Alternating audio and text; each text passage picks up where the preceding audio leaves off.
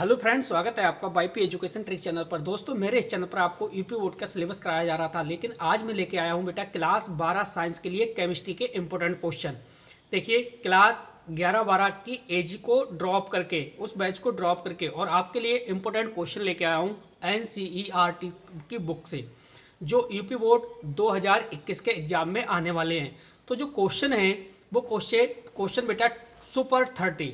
मैंने आपको बताया कि भाई सुपर 30 इंपोर्टेंट क्वेश्चन, ये इसका पार्ट 1 है। मैं इसका पार्ट 2 बहुत जल्द लेके आऊंगा। तो ये बेटा जो है वो पार्ट 1 है, ठीक। पार्ट 1 के अंदर, इस वीडियो के अंदर आपको सुपर 30 क्वेश्चन यानी 30 क्वेश्चन मैं केमिस्ट्री के आपको इंपोर्टेंट बताऊंगा, जो कि 2020 और 21 का जो आप एग्जाम देने जा रहे हो, इस एग्जाम में आपकी मदद करेंगे। तो बेटा वीडियो को शुरू से लेकर लास्ट तक देखना, और जिन्होंने चैनल को सब्सक्राइब नहीं कराया तो प्लीज़ वो स्टूडेंट चैनल को सब्सक्राइब कर लें और बराबर में बेल आइकन की घंटी है उसको भी प्रेस कर लें। इससे क्या होगा कि जब भी मैं वीडियो को अपलोड करूंगा तो बेटे उसका नोटिफिकेशन सबसे पहले आपके पास पहुंच जाएगा। तो देखो, इस क्वेश्चन को मिस मत करना। सारे इंपॉर्टेंट क्वेश्चन मैं आपको बताऊंगा सुपर 30, जो आपको बोर्ड एग्जाम में देखने को मिलेंगे।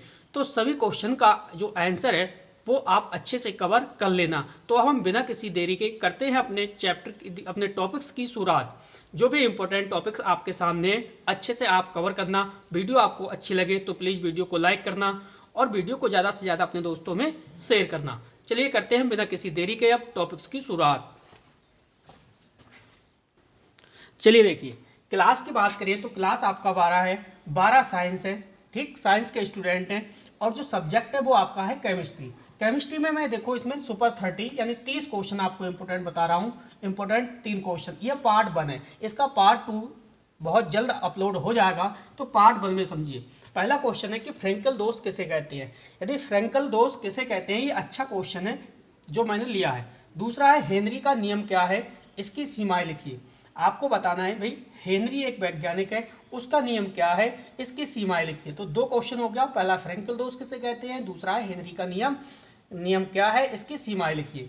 अगर हम तीसरे क्वेश्चन की बात करें तो भाई आदर्श तथा अनादर्श विलयन को बताइए। आपको बताना है कि आदर्श विलयन क्या होता है, दूसरा अनादर्श विलयन क्या होता है। आदर्श और अनादर्श विलयन को आपको बताना है। अगर मैं चौथे क्वेश्चन की बात करूं तो चौथा क्वेश्चन है, देखो राउल्ट का नियम क्या है, इसकी सीमाएं लिखिए। क्या है क्वेश्चन, राउल्ट का नियम क्या है, इसकी सीमाएं लिखिए। 4 क्वेश्चन हो गए। जो 5वां क्वेश्चन है वो है अंतरा हैलोजन यौगिक क्या है। क्वेश्चन क्या कह रहा है बेटा कि भाई अंतरा हैलोजन यौगिक क्या है। AB3 प्रकार के क्लोरीन तथा फ्लोरीन के अंतरा हैलोजन यौगिक की ज्यामिति की विवेचना कीजिए। तो कुल मिला के आपके 5 क्वेश्चन ये देखिए स्क्रीन पे है। पहला फिर से रिवाइज करा दे रहा हूं। पहला है फ्रेंकल दोष किसे कहते हैं, दूसरा है हेनरी का नियम क्या है, इसकी सीमाएं लिखिए। तीसरा है आदर्श तथा अनादर्श विलयन को बताइए। चौथा है राउल्ट का नियम क्या है, इसकी सीमाएं लिखिए। और जो 5वां क्वेश्चन है वो है अंतरा हैलोजन यौगिक क्या है। AB3 प्रकार के क्लोरीन तथा फ्लोरीन के अंतर हैलोजन यौगिकों की ज्यामिति की विवेचना कीजिए। तो ये देखिए 5 क्वेश्चन आपके स्क्रीन पर है। अब चलते हैं आगे की ओर, देखते हैं नेक्स्ट क्वेश्चन क्या है। चलिए बेटे अगला क्वेश्चन समझिए। अगला क्वेश्चन है हमें इसकी स्क्रीन पे, वो है 6 नंबर। 6ठा नंबर का क्वेश्चन समझिए क्या है। देखो कह रहा है कि ओजोन एक ऑक्सीकारक और अपचायक पदार्थ है। क्या है, ओजोन एक ऑक्सीकारक और अपचायक पदार्थ है। उदाहरण द्वारा समीकरण देते हुए कथन की पुष्टि कीजिए। आपको एक एग्जाम्पल से के माध्यम से इस कथन की पुष्टि करानी है कि भाई ओजोन एक ऑक्सीकारक है और अपचायक पदार्थ है। ओजोन एक ऑक्सीकारक और अपचायक पदार्थ है, उदाहरण देकर समीकरण देते हुए कथन की पुष्टि कीजिए। ये क्वेश्चन आपका है। अगला क्वेश्चन है कि भाई संक्रमण तत्व किन तत्वों को कहते हैं। संक्रमण तत्व को इंग्लिश की बात करें तो हम ट्रांजिशन एलिमेंट भी कहते हैं। तो संक्रमण तत्व किन तत्वों को कहते हैं, 4 प्रमुख इनके लक्षण भी बताइए। लक्षणों के वो लक्षण आपको बताने हैं जिसके आधार पर यह कहा जा सकता है कि इन तत्वों को हम संक्रमण श्रेणी के तत्व कहते हैं, संक्रमण तत्व कहते हैं। क्लियर। नेक्स्ट है क्वेश्चन कि भाई होमोलिटिक तथा हेट्रोलिटिक संकुल यौगिकों का एक उदाहरण देकर समझाइए। क्वेश्चन है कि भाई होमोलिटिक तथा हेट्रोलिटिक संकुल यौगिक का एक उदाहरण देकर समझाइए। अगला क्वेश्चन है, देखो भाई रीमन टीमन अपक्रिया को समीकरण सहित लिखिए। जो रीमन टीमन अपक्रिया है, रीमन टीमन ये मोस्ट इंपोर्टेंट है, आप ध्यान रखो। भाई रीमन टीमन अपक्रिया को समीकरण देकर आपको समझाना है, समीकरण सहित आपको समझाना है। नेक्स्ट है, फिनॉल के निर्माण की किन्हीं दो विधियों का रासायनिक समीकरण दीजिए। यानी जो फिनाल है, फिनाल किस प्रकार से बनाया जाता है, फिनाल के निर्माण की किन्हीं दो विधियों का रासायनिक यानी केमिकल, ठीक है, प्रॉपर्टी, रासायनिक समीकरण भी आपको देना है। अगला क्वेश्चन है, देखो अगला क्वेश्चन कह रहा है भाई, गन्ने की शर्करा से एथेनॉल बनाने की विधि, गन्ने की शर्करा से एथेनॉल बनाने की विधि लिखिए, संबंधित समीकरण भी दीजिए। तो हमारे कुल मिला के अब तक 11 क्वेश्चन हो गए।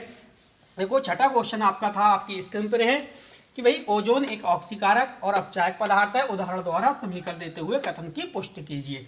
सातवां क्वेश्चन है कि संक्रमण तत्व किन तत्वों को कहते हैं, 4 प्रमुख लक्षण लिखिए। आठवां क्वेश्चन हमने देखा कि होमोलिटिक तथा हेटेरोलिटिक संकुल यौगिक का एक उदाहरण देकर समझाइए। नवा क्वेश्चन है, रीमन टीमन अपक्रिया को रासायनिक समीकरण देते हुए समझाइए। अगला है, फिनॉल के निर्माण की किन्हीं दो विधियों का रासायनिक समीकरण दीजिए। और नेक्स्ट क्वेश्चन है कि गन्ने की शर्करा से एथेनॉल बनाने की विधि लिखिए, संबंधित समीकरण भी आपको देना है। तो ये 11 क्वेश्चन अब तक हो गए। अब चलते हैं बेटा, देखते हैं अगले क्वेश्चन क्या है। चलिए बेटे अगला क्वेश्चन समझिए। अगला क्वेश्चन है देखो 12वां नंबर है, वो है कि कोलराउस नियम पर संक्षिप्त टिप्पणी लिखिए। जो कोलराउस नियम है वो आपको लिखना है, पेपर में आता है कि इस नियम पर कोलराउस नियम पर टिप्पणी आती है लिखने के लिए, तो आपको टिप्पणी लिखनी है। अगला देखो क्वेश्चन है, ये भी इंपॉर्टेंट क्वेश्चन है, वेरी वेरी मोस्ट क्वेश्चन है। ये क्वेश्चन क्या कह रहा है, समझो कि मानक इलेक्ट्रोड विभव क्या है।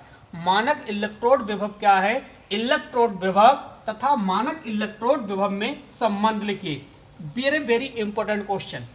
मानक इलेक्ट्रोड विभव क्या है, इलेक्ट्रोड विभव तथा मानक इलेक्ट्रोड विभव में आपको संबंध बताना है।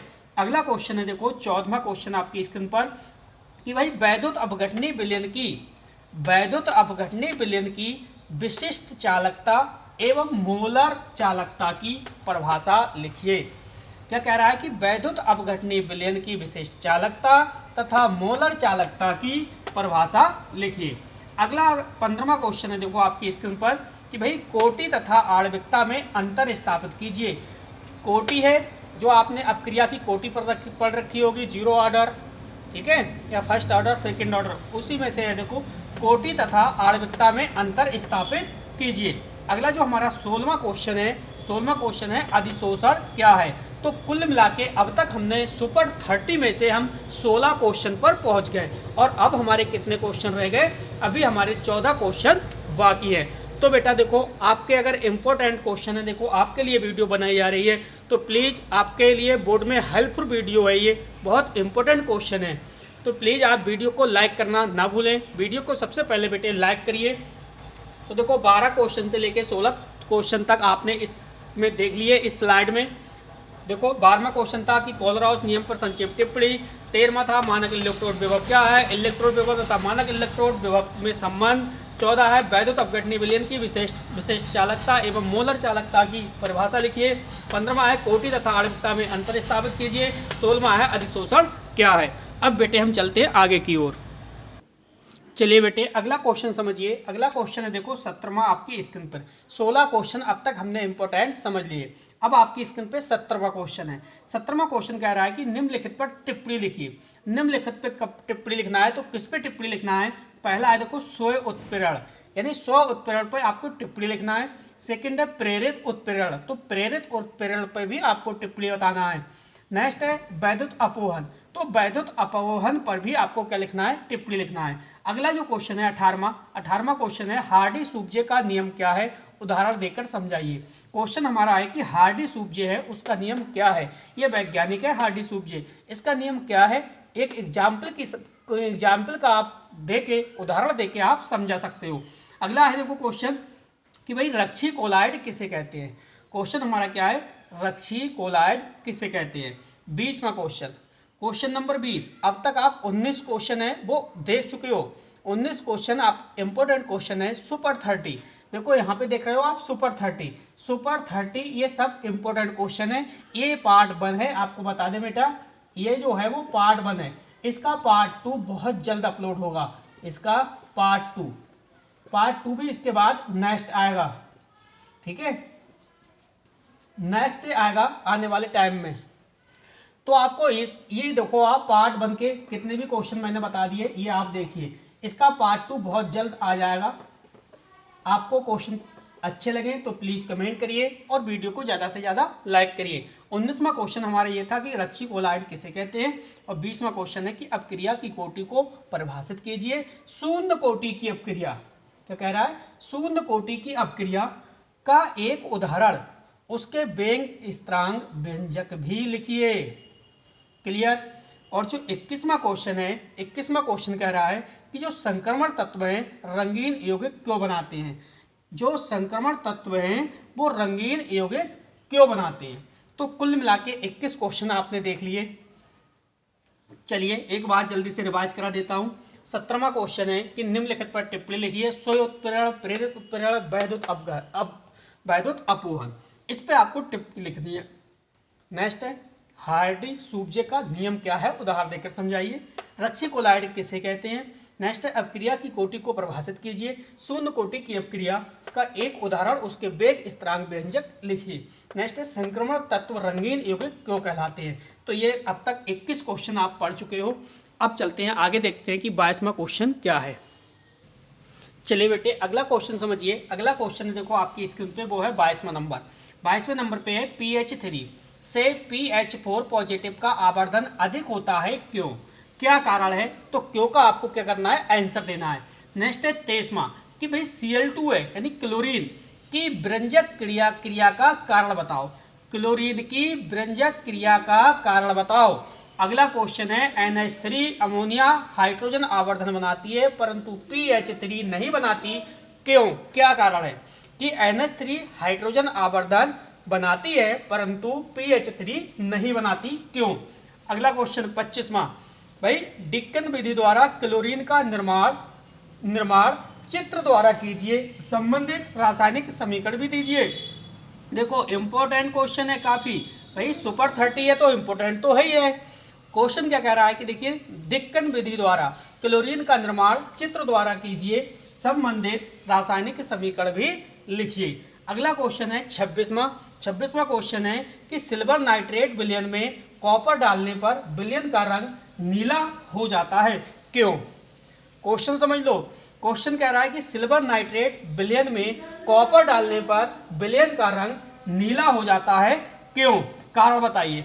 तो कुल मिला के 26 क्वेश्चन आपकी स्क्रीन पर देख सकते हैं आप, आपने पढ़ भी लिए और अब आगे पढ़ेंगे हम। चलिए एक बार रिवाइज करा देता हूं।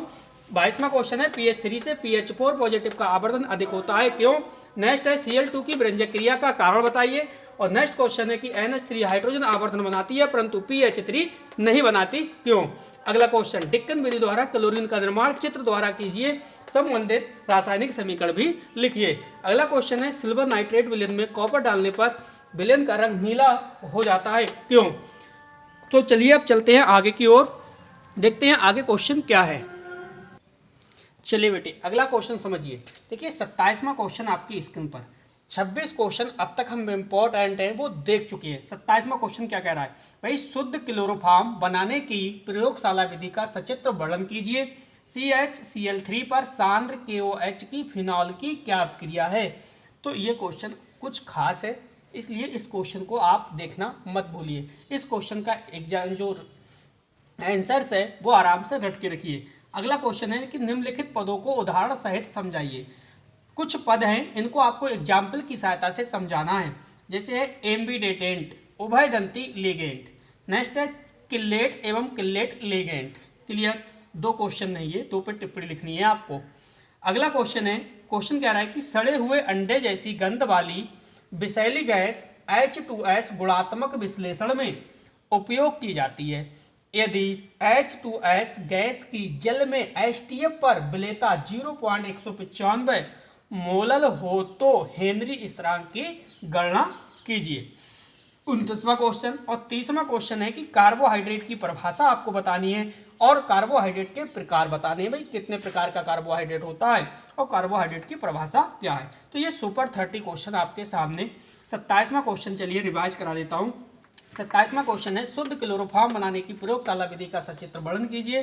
CHCl3 पर सांद्र KOH की फिनाल की क्या क्रिया है। 28वां जो क्वेश्चन है वो है, निम्नलिखित पदों को उदाहरण सहित समझाइए। पहला है एम्बिडेटेंट, उभयदंती लिगेंड, दूसरा है किल्लेट एवं किल्लेट लिगेंड। नेक्स्ट है, सड़े हुए अंडे जैसी गंध वाली विषैली गैस H2H गुणात्मक विश्लेषण में उपयोग की जाती है। यदि H2S गैस की जल में HTF प्रबलता 0.195 मोलर हो तो हेनरी स्थिरांक की गणना कीजिए। और जो 30वां क्वेश्चन है वो है, कार्बोहाइड्रेट की परिभाषा तथा प्रकार बताइए। ये सुपर 30 का पार्ट 1 था। मैंने आपको बताया नेक्स्ट टाइम पार्ट इसका 2 बहुत जल्दी अपलोड हो जाएगा। तो बेटे इस वीडियो को सभी ग्रुप में, जितने भी आपके दोस्त हैं, जितने भी आपके फ्रेंड्स हैं, सभी को हर ग्रुप में आप वीडियो को ज़्यादा से ज़्यादा सेंड कर दीजिए, यानी शेयर कर दीजिए। तो इससे क्या होगा कि सभी स्टूडेंट, जो भी साइंस के मेरे प्यारे स्टूडेंट हैं, सभी को ये इंपॉर्टेंट क्वेश्चन मिल जाएंगे। तो बस बेटे इस वीडियो में इतना ही था। वीडियो देखने के लिए आपका बहुत बहुत धन्यवाद। आपका दिन शुभ हो।